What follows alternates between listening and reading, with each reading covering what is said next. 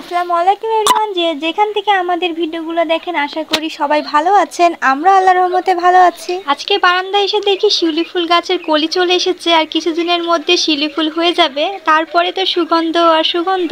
আপনাদেরকে শিউলি ফুলের অগ্রিম শুভেচ্ছা জানাচ্ছি।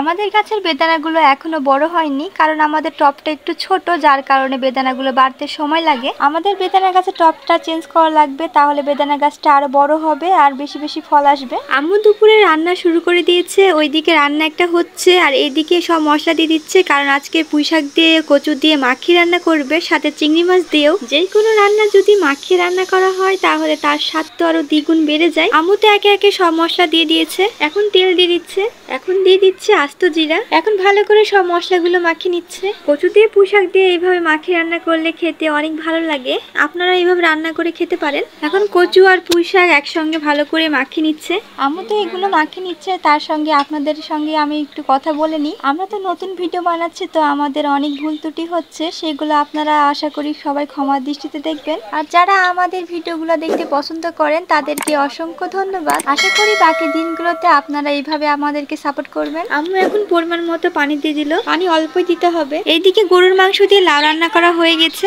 এই রেসিপিটা আপনাদেরকে দেখানো হয়নি। ফাইনালি কচু দিয়ে পুঁইশাক রান্না করা শেষ। আজকে বিকেলে যে আকাশে অপূর্ব সৌন্দর্য দেখতে পাবো তা তো ভাবতে পারিনি। রংধনু দেখে মনটা অনেক ভালো হয়ে গেছে। সন্ধ্যার আকাশটা দেখতে অপূর্ব লাগে।